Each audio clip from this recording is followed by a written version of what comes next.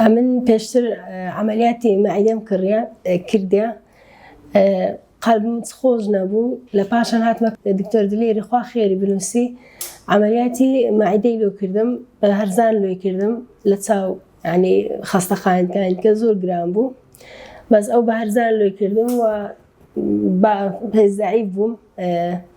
147 بووم ئێستا برێن 74 کیلۆمە زۆر قەلبم خۆش بوو وەزعم خۆش بوو باشترم لە پاش سارێک و نیوی زیاتر تووشی ئەوەی بووم زەرداوی بووم